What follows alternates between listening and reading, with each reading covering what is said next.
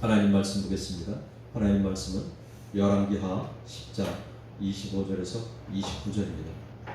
열왕기하 10장 25절에서 29절입니다.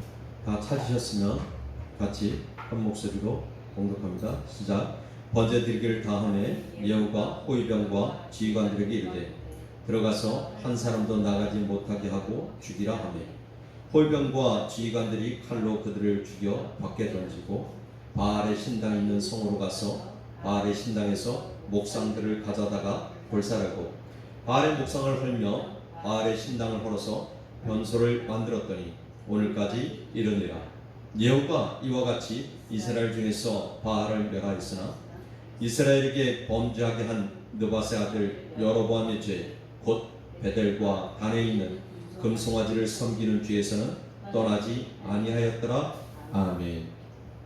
오늘 말씀 앞에 보십시오. 앞에 보면 오늘 말씀은 부분적 개혁과 선별적 순종, 부분적 개혁과 선별적 순종이라는 말씀을 가지고 우리 말씀을 같이 나눠 보려고 합니다. 옛날에 한 임금이 있었습니다. 임금이 신하를 불러서 이야기를 합니다. 저 밑빠진 독에 우물물을 길어다가 저 밑빠진 독에 채우라 이렇게 명령을 하죠. 우리 권사님 같으면 어떻게 생각할까요? 그렇죠? 네, 그렇죠. 밑빠진 독에다가 물을 퍼다 부라고 임금은 신하에게 시킵니다. 우리 권사님처럼 그렇게 생각할 수 있어요. 밑빠진 독에 물을 퍼다 부라는 말 같은 소리를 해라 라고 할 수 있죠. 그죠? 그런데 이 신하는 그 말에, 임금의 말에 순종을 합니다. 그리고 우물물을 길어다가 계속 밑빠진 독에 물을 붓기 시작하죠. 날이 새고 낮이 가고 밤이 가고 그렇게 밤낮으로 물을 퍼다가 밑빠진 독에 붓게 됩니다. 끝이 없죠. 밑빠진 독에 물을 붓는데 얼마나 그렇게 밑빠진 독에 물을 붓든지 샘물이 바닥이 드러나게 되죠. 샘물이 바닥에 드러나는데 보니까 거기에 생각지 못한 금덩어리가 하나 탁 보이는 겁니다. 이 신하는 금덩어리를 가지고 임금에게 갑니다. 그리고 임금에게 무릎을 꿇고 이야기를 하죠. 임금님, 이제 샘물이 바닥이 나서 더 이상 퍼다 볼 물은 없는데 우물을 보니 금덩어리가 있습니다. 이것을 제가 가져왔습니다. 라고 이야기를 합니다. 그러니까 임금이 뭐라고 얘기했을까요? 정말 수고 많이 했다. 나에게는 당신 같은 신하가 필요하다.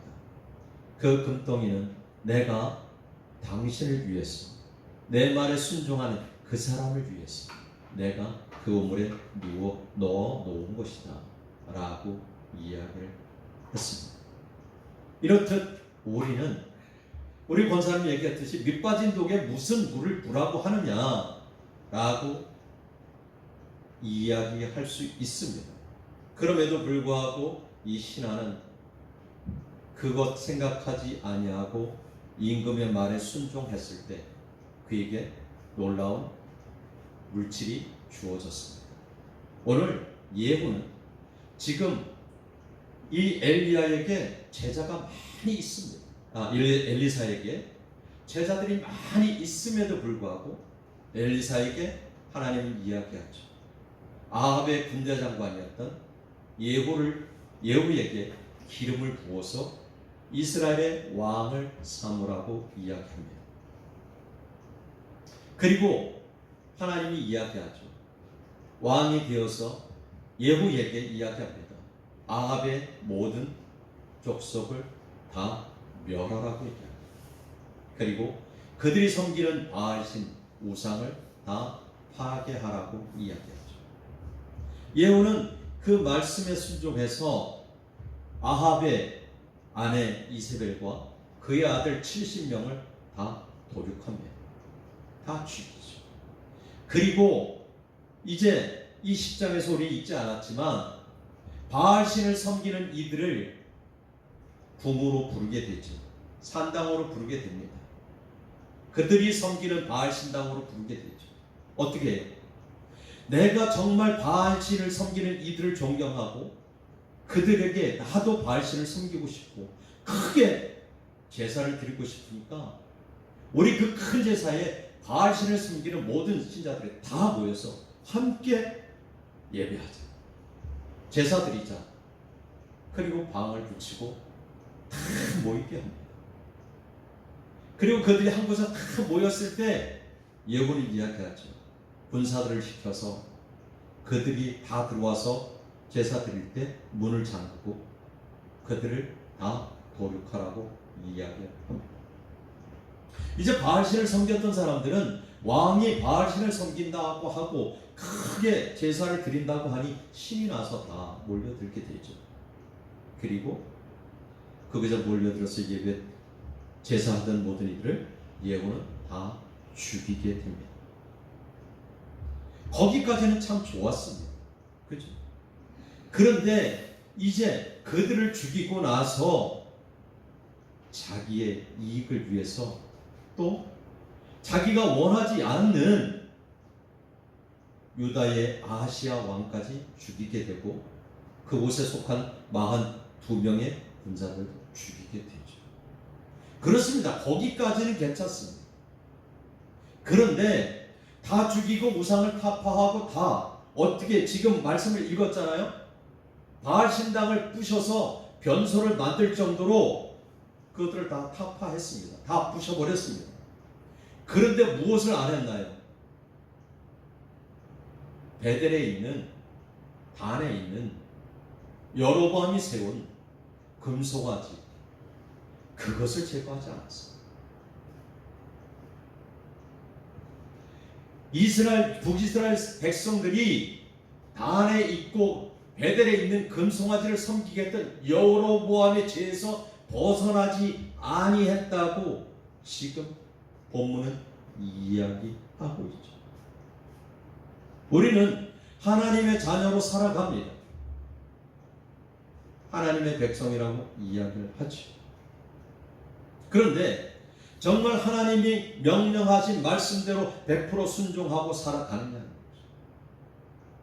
아니면 내가 생각하기에 편안하고 내가 생각하기에 쉬운 것만 순종하고 살아가며 내가 부담되고 내가 힘든 것은 불순종하는 삶을 살아가지 않느냐.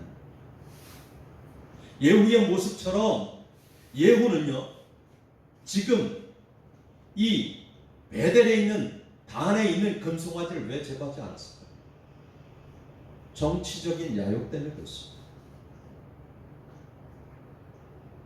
만약에 그것을 제거했을 때 북이스라엘 백성들이 예루살렘으로 넘어갈까봐 여로보암과 똑같은 생각을 했기 때문에 그것을 제거하지 않은 것이었습니다.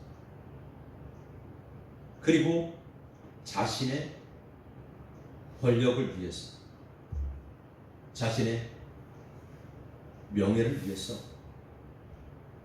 자신의 지역을 넓히기 위해서 그렇게 단에 있는 금송아지 그리고 베델에 있는 금송아지는 제거하지 않았다. 하나님은 그것을 묻는 거죠. 그래서 여로보암이 그 죄에서 벗어나지 아니했다고 이야기합니다. 우리는 오늘 이 말씀을 통해서 우리가 우리의 자신의 모습은 어떤 모습인가를 한번 생각해 봤으면 좋겠습니다. 하나님을 따른다고 하면서도 세상 것들을 붙들고 있으면 온전한 순종이 아닙니다. 기도한다고 하지만 우리 안에 해결되지 않는 염려를 붙잡고 있으면 온전한 순종이 아닙니다. 부분적인 순종입니다. 하나님을 믿는다고 하나님의 자녀라고 하면서 돈과 명예와 성공을 붙잡고 있으면 온전한 순종이 아닙니다. 부분적인 믿음과 부분적인 순종이라고 이야기할 수밖에 없을 것입니다. 그렇다면 오늘 예후의 모습을 통해서 우리가 깨달아야 할 것은 무엇일까? 앞에 보면 첫째는 자신의 열심과 욕심, 자기 만족. 두 번째는 선별적인 순종이죠. 우리 안에서도 선별적인 믿음과 선별적인 신앙이 있습니다. 그리고 세 번째는 우리 안에 남겨둔 금송아지가 뭐냐. 지금 북이스라엘에게 남겨둔 금송아지는 단에 있는 금송아지와 베델에 있는 금송아지. 우리 안에 남겨둔 금송아지가 무엇인가? 이 세 가지를 통해서 우리가 같이 말씀을 한번 나눠보려고 합니다. 첫째는요, 자기 열심과 욕심, 자기 만족입니다. 우리도 하나님의 일을 하다가 어느 순간 하나님의 일을 할 때 정말 하나님이 좋아서 일을 할 수 있습니다. 처음에 주님 만났을 때, 하나님 만났을 때 너무 기뻐서 그 일 하는 것만으로도 기쁨이 있죠. 그런데 그것이 오래 지속되다 보면 어느 순간인가 내 의가 들어가죠. 내 자만이 들어가게 돼 있습니다. 내 자신의 만족을 위해서 하나님의 일을 하고 있음을 우리가 잊어버릴 때가 많죠.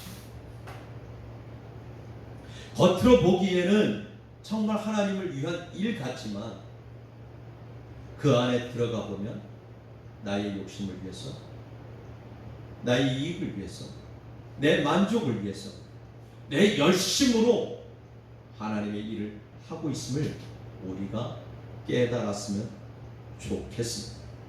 오늘 예후가 자기 열심과 자기 만족을 위해서 하는 것을 우리는 열왕기하 10장 16절을 통해서 알 수 있습니다.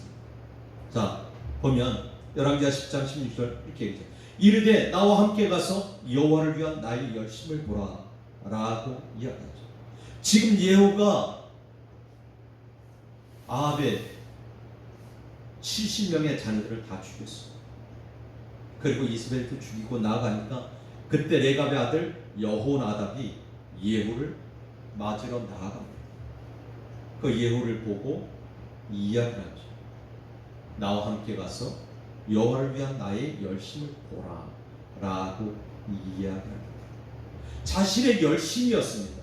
하나님을 위한 열심이 아니라 자신의 열심이었음을 고백하고 있는 것입니다. 예후가 하나님의 명령을 따라서 온 집안을 심판했지만 어느 순간부터 그 안에 하나님의 마음이 드러나지 않게 되었던 것입니다. 분명히 하나님의 이름으로 심판한다고 했지만 하나님의 뜻이 나타나지 않은 것입니다. 그저 권력을 향한 야망만 그 안에 있을 뿐입니다. 하나님께서 예후를 왕으로 삼으신 까닭은 아합과 이세벨을 심판하시기 위해서 그랬습니다. 그런데 이 예후는 유다의 왕 아하시야까지 죽였죠. 그리고 그의 형제 42명도 길에서 만나 모조리 죽였어요. 결국 자기의 욕심과 자기의 열심과 자기의 만족을 위해 하나님의 일을 했다라고 이야기할 수밖에 없을 것입니다. 그래서 이를 로마서 10장 2절 3절은 이렇게 이야기합니다. 같이 읽습니다. 시작. 내가 증언하노니 그들이 하나님께 열심히 있으나 올바른 지식을 따른 것이 아니라 하나님의 의를 모르고 자기의 의를 세우려고 힘써 하나님의 의에 복종하지 아니하라. 바울은 이야기하죠. 그들이 하나님께 열심히 있는 것 같지만 하나님을 올바로 알지 못하고 하나님의 의를 모르고 자기 자신의 의를 세우려고 하나님께 복종하는 것 아니야 라고 이야기를 하고 있는 거죠. 또 이사야 64장 6절 보면 이렇게 얘기합니다. 무릇 우리는 다 부정한 자 같았어. 우리의 의는 다 더러운 옷 같으며 우리는 다 잎사귀같이 시들므로 우리의 제약이 바람같이 우리를 몰아가나이다 라고 이야기합니다. 우리는 다 부정한 자예요. 그리고 우리의 의는 다 더러운 옷 같은 거예요. 우리는 다 잎사귀같이 시들고 우리의 제약이 우리를 바람같이 몰아가는 그런 삶을 살 수밖에 없는 거죠. 예수님이 이 땅에 오셔서 우리를 의롭게 여겨주시기 전에는 말입니다. 그래서 우리는 우리의 의를 따라서 나아가는 거죠. 예후가 그 모습이에요. 그래서 갈라디아서 3장 3절은 3절을 통해서 바울이 이렇게 얘기해. 너희가 이같이 어리석으냐? 성령으로 시작했다가 이제는 육체로 마치려 하느냐? 라고 이야기합니다. 예후의 모습이 그랬습니다. 그런데 우리의 모습은 어떤 거예요? 우리의 모습은 예후와 같지 않다고 장담할 수 있나요?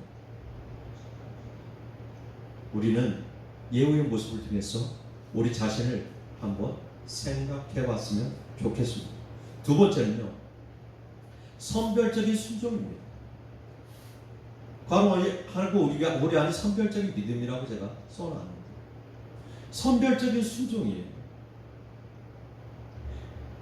우리 예후는 하나님의 말씀 앞에 순종한다고 얘기했어요.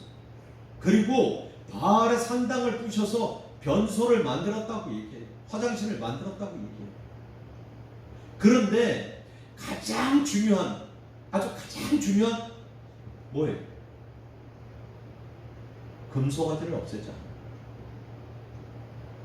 바알과 단에 있는 여로보암이 만들어서 세워놓은 금송아지를 없앴잖아요. 우리 금송아지 하면 출애굽기에서 생각나는 거 있습니까? 기억나는 거 있어요? 모세가 시내산에 올라가 십계명을 받으러 올라갔을 때 하도 모세가 내려오지 않으니까 아론을 협박해서 그들이 가지고 있는 금고리, 귀고리 이런 것을 경부치를 갖다가 금송아지를 만들라고 하죠. 하나님 그들이 금송아지 만드는 거 다 아셨습니다. 모세에게 빨리 내려가 보라고 하죠. 모세가 내려와 보니까 그들이 금송아지를 만들어 놓고 춤을 추고 신나서 합니다. 모세는 그들을 다 징계합니다. 금송아지, 하나님은 십계명을 통해서 나 외에 다른 신을 절대로 섬기지 말라고 해요. 땅 아래로나 하늘 위로나 그 어떤 형상도 만들어서 그것을 섬기지 말라고 합니다. 이게 십계명 첫 번째, 두 번째 계명입니다. 그런데 여로보암은 자신의 권력을 위해서 이스라엘 백성들이 예루살렘으로 예배드리러 갈까봐, 하나님을 예배하러 갈까봐 단에 북이스라엘의 제일 끝과 끝에 어떻게 해요? 금송아지를 만들어서 그것이 너의 신이니 그것을 섬기라 이야기했던 거죠. 그 죄악으로 이스라엘을 하나님께서 여로보암에게 징계하죠. 그런데 지금 예후도 똑같은 모습이에요. 하나님이 특별히 기름 부어서 하나님의 사명을 맡겼는데 사명에 순종한다고 하면서도 불순종했던 사람. 이것을 보면 누가 생각나나요? 사울 왕이 생각나잖아요. 전쟁에 나가서 아람 족속을 다 무찌르라고 얘기했잖아요. 그런데 그렇지 않았어요. 우리의 모습은 어떤 모습입니까? 우리가 예수 믿는다고 하면서 우리 안에 어떤 믿음을 가지고 가요? 온전한 순종이 아니라, 완전한 순종이 아니라 선별적인 순종, 선별적인 믿음을 가지고 가지는 않냐는 거죠. 우리의 삶의 전체를 하나님께 맡기는 삶이 아니라 부분적으로 하나님께 맡기고 가지는 않냐는 거죠. 그러면 이게 선별적인 순종. 신명기 28장 15절 말씀 봅니다. 시작. 내가 만일 내 하나님 여호와의 말씀을 순종하지 아니하여 내가 오늘 네게 명령하는 그의 모든 명령과 규례를 지켜 행하지 아니하면 이 모든 저주가 내게 임하며 내게 이를 것이다 라고 이야기를 하고 있습니다. 자, 말라기 2장 9절 같이 읽습니다. 너희가 내 길을 지키지 아니하고 율법을 행할 때에 사람에게 치게 하였으므로 나도 너희로 하여금 모든 백성 앞에서 멸시와 천대를 당하게 하겠다라고 이야기하죠. 하나님은 계속해서 하나님의 말씀대로 순종하고 살아가라고 얘기합니다. 그것이 하나님의 뜻입니다. 우리도 마찬가지죠. 우리가 자식을 키우면서 또 직장에서 부하들에게 아니면 아랫사람들에게 어떤 지시를 하고 완전한 순종을 할 때 우리가 아까 서두에서 나눴지만 임금이 신하에게 지시를 했습니다. 밑빠진 독에 우물물을 기르다 부라고 이야기하죠. 말도 안 되는 소리예요. 그럼에도 말도 안 되는 소리 앞에도 순종했던 그 신하의 모습, 우리는 그 모습으로 살아가고 있냐? 말도 안 되는 하나님의 명령 앞에 순종하고 있냐는 거죠. 말 되는 것만 순종하고 말 안 되는 건 불순종하는 사람이 아니야. 우리의 모습이 이 모습을 통해서 한번 바라봤으면 좋겠습니다. 우리 안에 예후에 같은 모습이 똑같이 있습니다. 그래서 우리의 믿음이 온전한 믿음이 돼서 하나님 앞에 참 부끄럽지 않은 그런 모습이 됐으면 좋겠습니다. 세 번째는요, 우리 안에 남겨둔 금송아지는 무엇이 되는 거죠? 우리 마음속에 금송아지를 찾아내서 제거하라는 거예요. 우리 안에 금송아지는 뭐예요? 부서지지 않는 거죠. 우리 KBS 1TV에 보면 우리 집 금송아지를 찾아라라는 프로그램이 있습니다. 그 가수 김정현 그 6시 내 고향에도 나왔던 김정현과 개그맨 정범균 그 두 사람이 나와서 시골 방방곳곳을 찾아다니면서 옛날 물건이나 돈 되는 물건을 찾아서 또 아끼고 사랑했던 그 조상들이 정말 아꼈던 그런 물건들을 찾아서 금송아지를 주게 되죠. 우리 안에 금송아지는 어떤 거냐?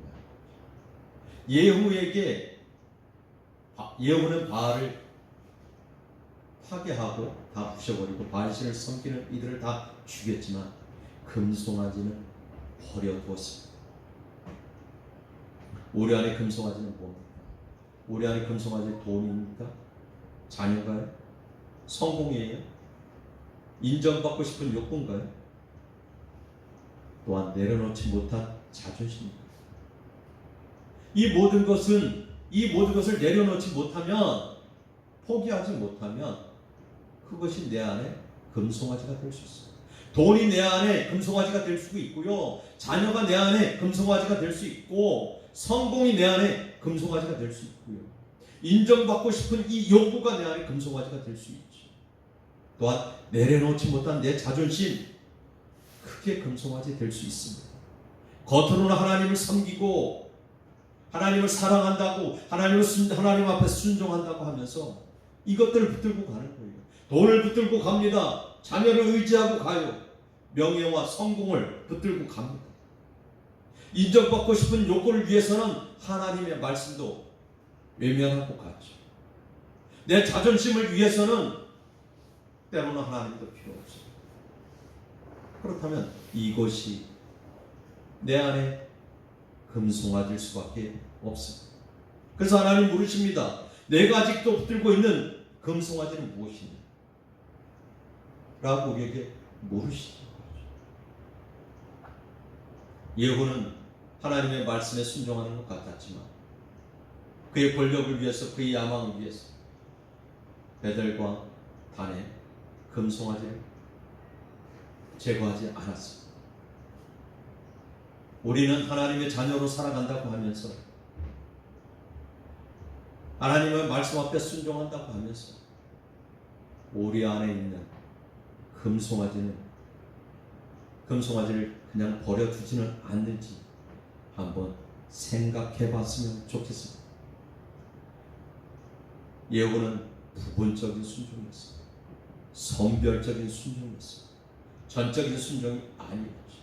그렇다면 우리는 어떤 순종으로 살아가고 있습니다. 에스겔서 14장 3절을 봅니다.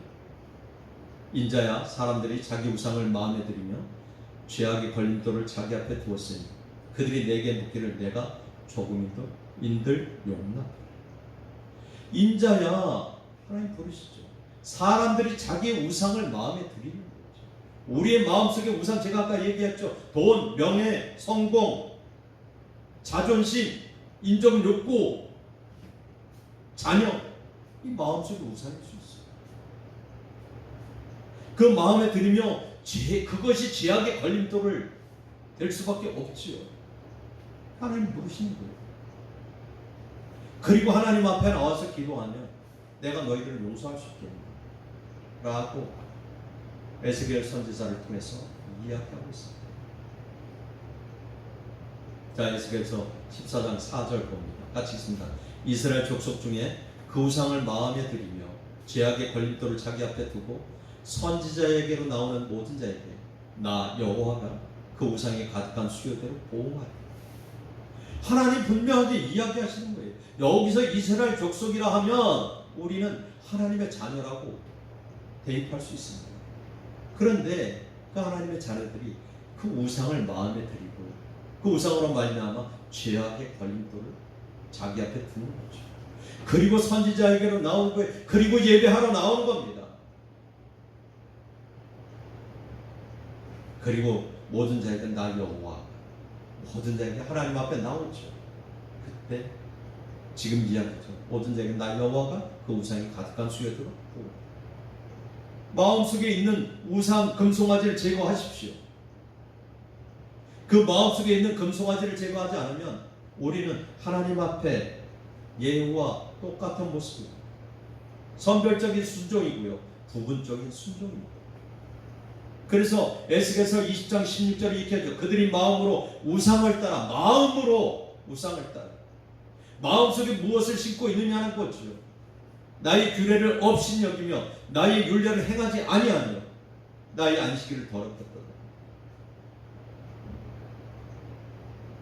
우리는 이 예후의 모습을 통해서 하나님의 역사의 이야기로만 치부하지 마십시오. 예후의 모습을 통해서 하나님이 하시고자 하는 말씀은 온전한 순종과 온전한 개혁을 원하십니다. 우리가 하나님의 자녀라고 하면서 부분적인 순종과 부분적인 개혁을 했다면 우리는 예후와 똑같은 모습. 진정한 개혁은요, 밖으로 드러나는 우상을 부수는 것으로 끝나지 않습니다. 내 마음 가장 깊은 곳, 은밀한 곳에 자리 잡은 금송아지까지 철저하게 파괴할 때 비로소 온전한 순종을 이루어갈 수 있습니다. 오늘 이 시간 우리가 생각해 봤으면 좋겠어요. 내가 아직 포기하지 못하고 남겨놓은 우상이 무엇인지, 그리고 십자가 앞에 내려놓지 못한 그 금송아지가 무엇인지, 하나님의 일을 한다고 하면서 내 열심과 내 만족을 위해서 한 것은 아닌지 우리가 생각해보고, 우리 안에 내 욕심과 내 자아와 내 열심으로 하나님의 일을 했다면 그 모든 것 회개하고, 선별적인 믿음을 가지고 있었다면 다시 돌이켜서 온전한 믿음으로 돌이켜, 내 안에 부서지지 않은 금송아지, 숨겨 내 마음속에 있는 그 금송아지, 제가 아까 나눴듯이 돈, 명예, 자녀, 자존심, 인정력, 이런 것도 다 제거하고 하나님 앞에 온전하게, 완전하게 순종하는 우리들이 되어지기를 예수 이름으로 축복합니다. 아멘.